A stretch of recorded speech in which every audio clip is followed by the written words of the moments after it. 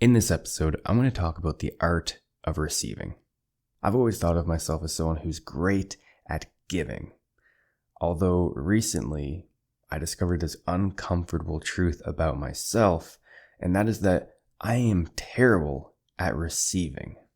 Here's how it happened. 2 weeks ago today, I woke up in a hospital in Cancun, Mexico. I was so dazed and confused and had no idea where I was that I literally believed that I had died and woke up in this parallel universe reality. It was terrifying. I was in this room that I had never seen before. It was bright white, almost like perfect white. These very bright fluorescent lights, and then doctors and nurses walking around in their lab coats, and they had masks on. And I'm like, where am I? I actually didn't even know if I was still the same human or if I was just in a different body. It was the weirdest thing. And I remember thinking about how sad I was that I might not ever see my friends and family again. I was like, well, I guess that life is over. So it was a very weird experience, to say the least. So let me take you back to a few hours prior. So I was in the middle of running the Cancun half marathon, and I had came with a bunch of friends and a bunch of people from Playa del Carmen Fitness Club. And there was a whole whack of us doing this race together. And it was so cool just being surrounded by all these like-minded people. So the race started off good, but it got hard. After speaking to a couple of ultra marathon runners after, they described the weather conditions as horrific. And so me being Canadian and having ran marathons in Canada, I really didn't consider the difference in I believe this was 97% humidity, and it was probably, I don't know if I were to guess, maybe 26 degrees, but it was warm. Typically, the marathons I ran in Canada were in the fall in maybe 15 degree weather, or in the spring in 20 degree weather. This past July I ran one and it was maybe 20 to 22, but still, nothing really quite like this one. However, I'd ran 5 or 6, maybe 7 half marathons at this point. I've ran a full marathon, as well as, since I've been here for 2 months, I've been working out 5 to 6 days a week outdoors, doing HIIT, high intensity workouts. And so I was like, you know what? I'm going to be fine. I'm going to be good. At least that's just what I thought.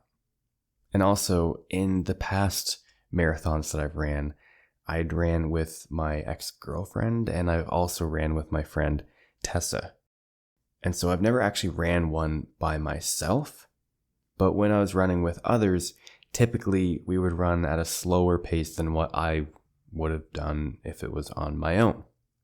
So the marathons that we've done, they were always above 2 hours. And so the goal was a sub 2 hour half marathon. So during the race, I was on what I thought was the last strip.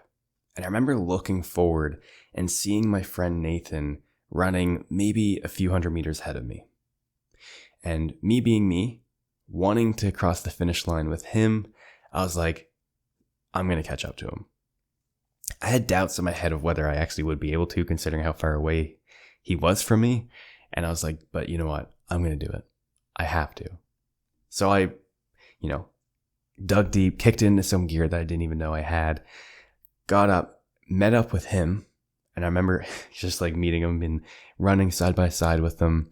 And from us running together, I think we were kind of trying to challenge each other a tiny bit, because we kept speeding up, just a little bit more and a little bit more, until we got to one point where I remember looking ahead and thinking that I saw what was the end.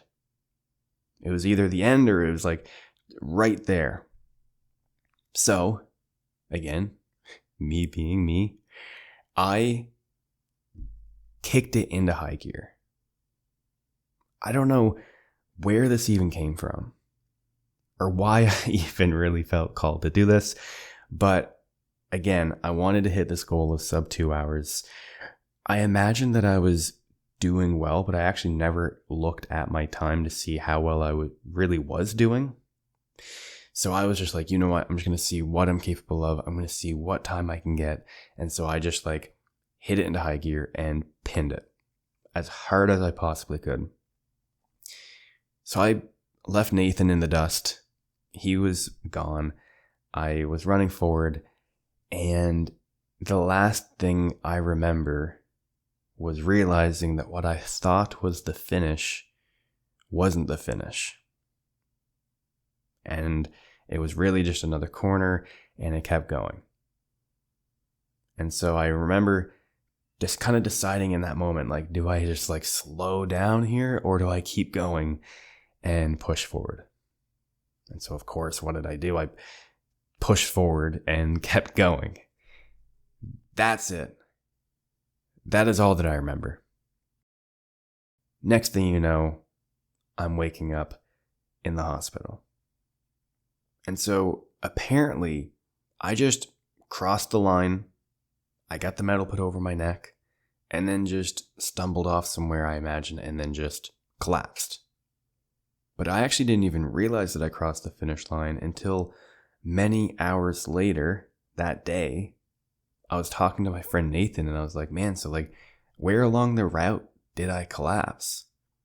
And he's like, mate, you crossed the finish line. You have the medal in your bag. Like you did it. And then you collapsed. And I'm like, oh my God. Okay, well, I had no idea. I was thinking that I did like all of the work, got to like 20.5 kilometers and then crashed and didn't get it. And so I'm like, okay, well, this makes it feel a little bit more worthwhile.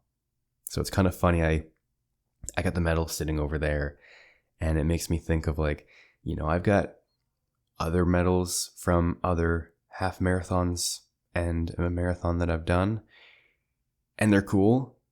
But I look at this medal and it's like the story behind this one that I think I'm just always going to kind of look at it and just have that meaning ascribed to it, you know, just have that story reminding me.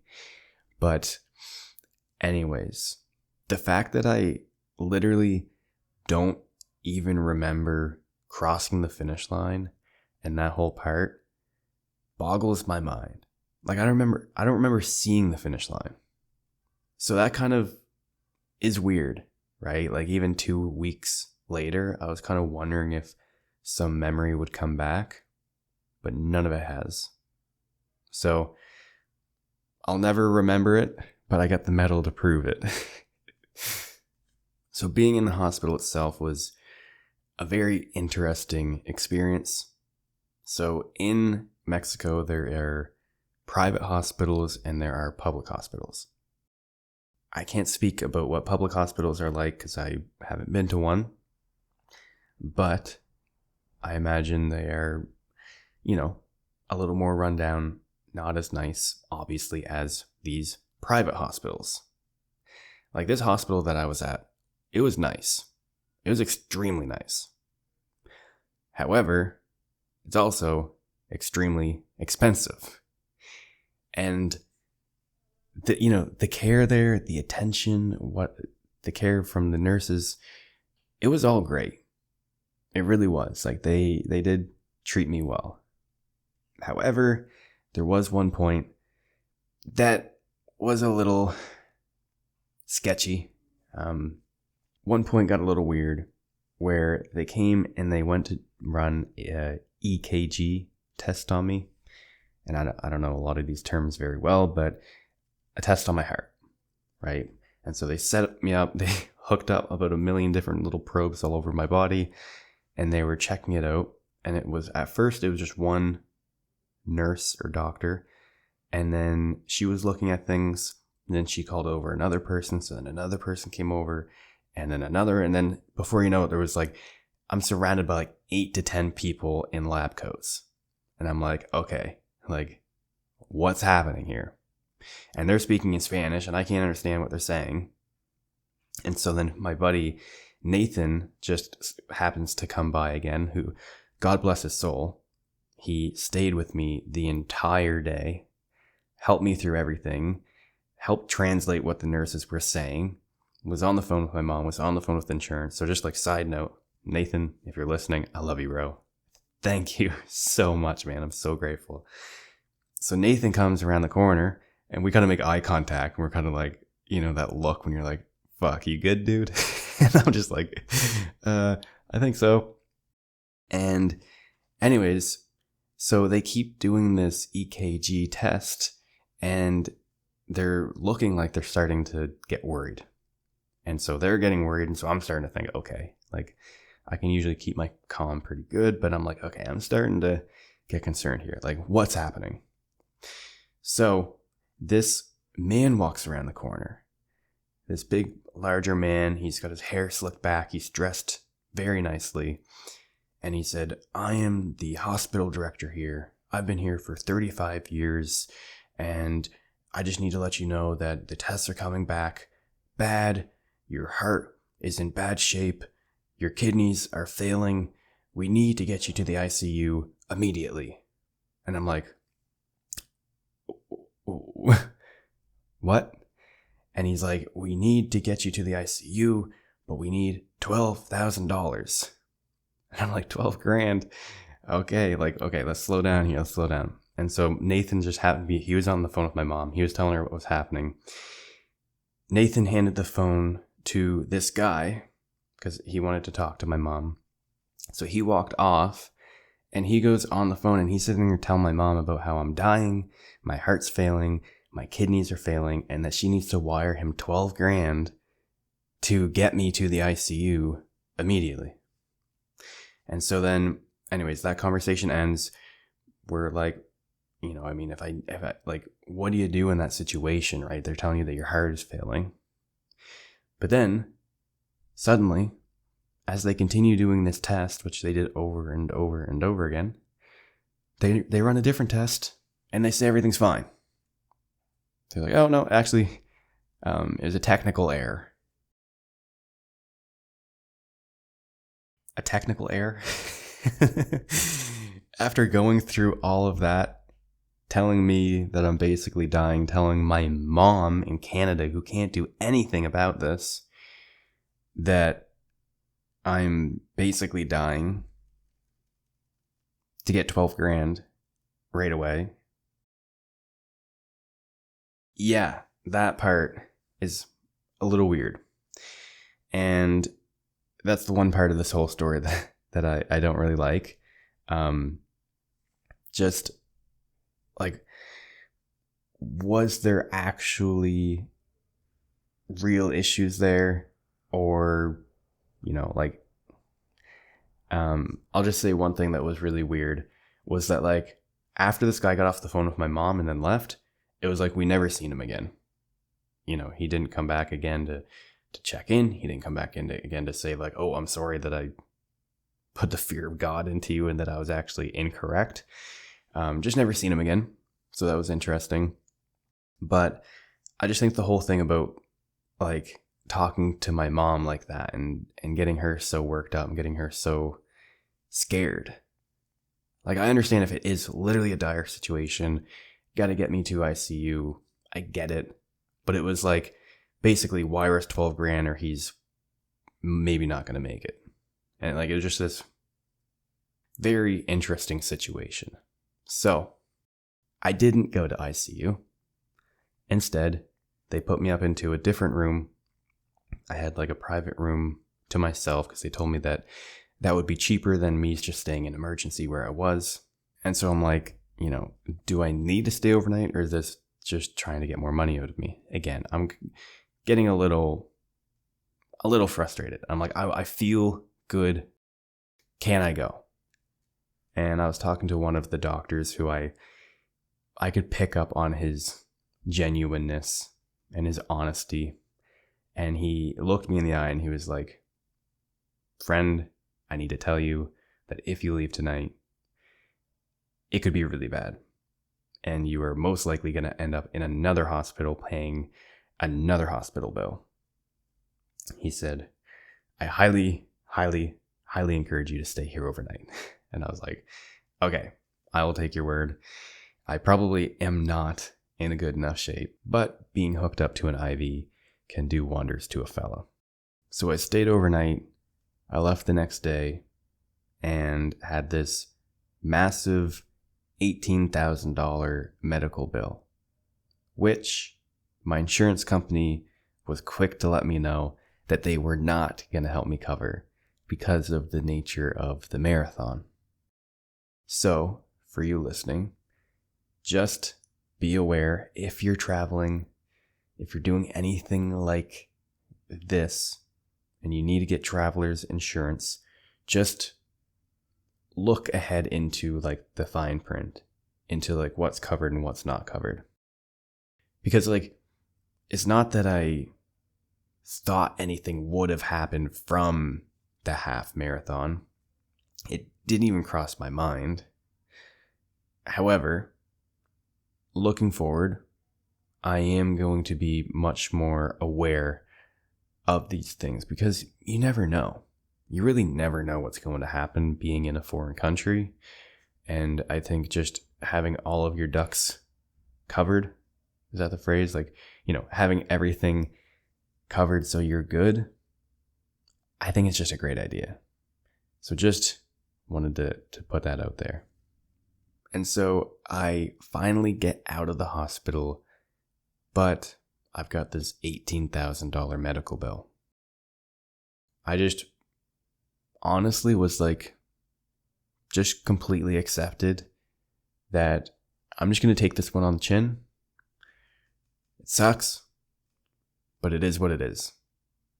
I'm just going to figure it out. However, my cousin Kelsey, God bless her heart, she had other plans.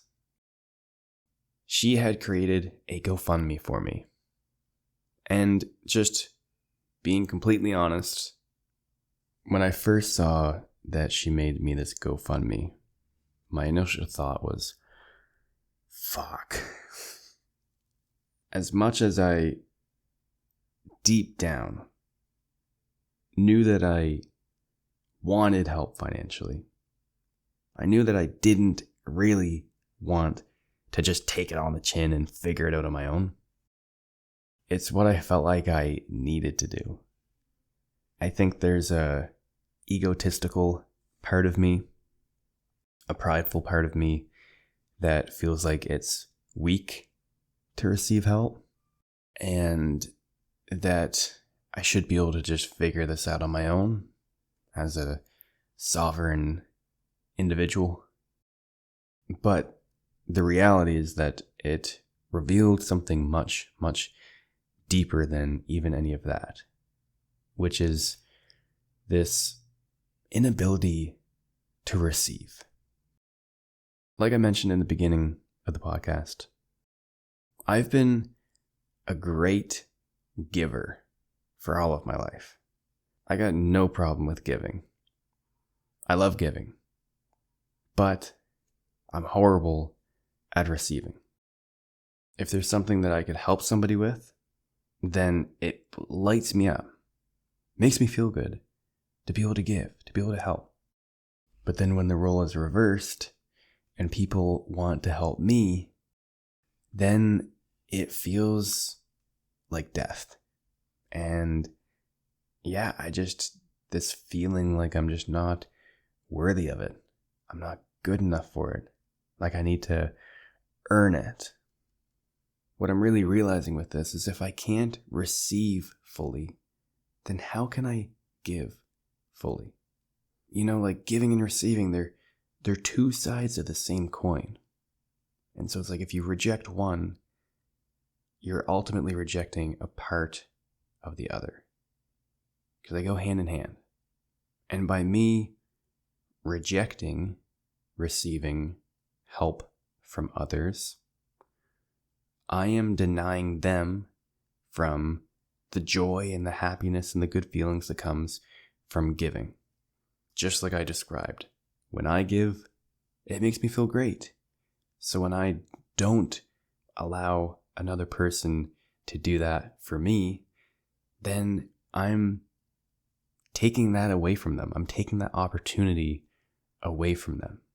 And this makes me think of like, even when I do give, it's like coming from this deep-rooted place of unworthiness. And so I think, again, they're both so connected, and I never realized that. Like even this example of like business, which is what I've really been diving into a lot lately. I want to give so much. That's the whole point of my business, is a service-based business. I want to help millions of people around the world. However, what I'm running into is troubles with receiving. Because in order for me to render a service, I need to receive payment. And again, historically, for me, I've had issues with this. Receiving payments, receiving pay in fulls, increasing the price of my program to what it's really worth, and having people pay me that. Because it's, again, comes to this inherent feeling of unworthiness, of like charging other people. It's like, I just want to do it for free. Even though I know that's not truly serving anybody. Me giving free services really isn't, it's actually doing a disservice to people. But for my nervous system, that's the easiest path, right? But that's really not good business either. This whole experience has also brought up a lot of things around my relationship with money. Because another part of this whole thing, in terms of having a hard time with this GoFundMe and having other people donating their money to me, is me feeling like I haven't been the best with my money. I used to be horrible. I have gone through a financial coaching program and I've dialed a lot of things in. I've let a lot of baggage and stuff go. I'm doing much better. But, I'm still flawed. I'm still not perfect. I'm still learning and growing and improving. And then I think of this lifestyle that I've been living in Mexico hasn't been very cheap. People see me online living my best life, and I've been going a little over budget on things like eating out, for example. And so then there's this part of me that feels guilty where it's like, I've just been spending a little bit too much money, and then now people are just giving me theirs. It's like I feel almost like guilty for that.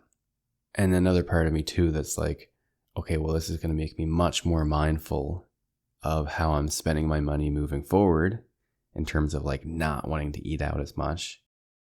And a part of me is like, I don't want that, I don't want that extra mental burden of, if I'm going out to eat, wondering already of like, running it through the filter of like my own mental budget of how much money I'm spending, but now running it through the mental, of this isn't even my money now. This is other people's money that they donated to me. So is it wrong for me to go out and get a ramen dish? And I'm just like, So the answer to that is that I am being much more mindful of my spending. And I actually think this is a great gift in the fact that I have been wanting to be more intentional with budgeting for eating out, with budgeting for all of these things I'm doing in Mexico. Because my first month, 2 months, I definitely did go a little overboard, because I've been having fun, I've I made a million friends. And so we go for dinner now and then.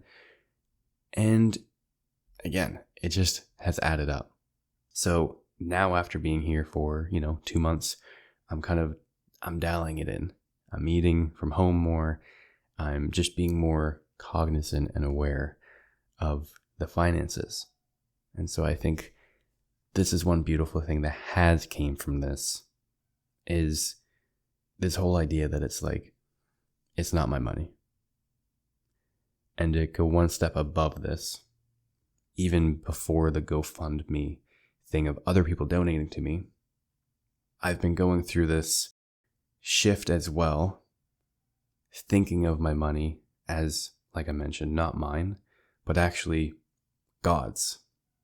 It's like we don't actually own our money, right? It comes from a different source. It comes to us and then we spend it or we use it. We don't actually own it, but we manage it. We are stewards of it. And so this is the mindset I've been taking on recently, is instead of thinking of it as like, it's my money, how do I manage my money? It's like, how do I manage God's money more effectively, better? It's interesting because you start to think of it differently when it's like you're managing it for someone else, right? Whether you believe in God or not, imagine the situation that I'm in, or even just imagine that like your grandmother lended you $5,000. Would you just go out and kind of go crazy with it? Or would you be like a little bit more mindful of how you're using that money? I don't know, that last example, the grandma, was kind of weird, but I hope you get the point. It's the idea that like, yeah, it's not our money. And for me, it's actually helping my mindset a lot with how I manage and steward my funds. So for me, I'm really just taking this whole experience as God putting me through a refinement process. I truly believe that all of these experiences that I have, that most people would perceive as negative and traumatizing and horrible, to me, I'm always looking for lessons. Like, where can I learn a lesson? They're embedded everywhere. There's always something we can learn from every situation, even being thrown in the hospital, even being way overcharged for being hooked up to an IV for a day, or confronting your deepest rooted insecurities by getting someone setting you up a GoFundMe. All of these different things that happen to us, I genuinely believe they're for our highest growth. And so for me, what I'm taking away is, for one, the art of receiving. Learning to receive, I think, is a practice. And I think it's actually a gift that we can give to others. Just as much as we need to give this to ourselves. We need to open ourselves up to be able to receive. I think it's really actually a gift that we can give to others. Relationships are two ways, giving and receiving. Again, so if you're closed off to this channel of receiving, then you're closing off the channel of the other to be able to give. And that's not really fair, honestly. It really isn't. And the other thing this is teaching me is to be a better steward of my finances. And another thing I want to point out here too is like, if I didn't have access to that money, like that emergency fund, as well as having a credit limit on my credit card, which was very high, I don't know what would have happened. I don't understand what they do or what would have happened if I couldn't have accessed $18,000 right there. Is quite literally what I had access to just from my checkings account and the available limit on my Visa. So I just swiped 2 cards and that was it. So I don't know. Maybe it's better that you don't have that much so that you can you can tell them that. I don't know. I can't give you information on that. But it just so happened to be pretty much all the money I had access to. And so if you're listening to this and you don't have some form of like emergency fund or savings that's liquid that you can have access to, it's just another thing to consider as well. And I'm just realizing that I've been saying that this has cost me $18,000, but I know they're going to reimburse me a little bit. So I believe it's going to end up being like 15.5. And by all of the blessings that I have received through the GoFundMe, that has very much surprised me. And so this is just going to end up being not nearly as much as I had originally thought. And so for all of you out there who did support with the GoFundMe, I appreciate it very much.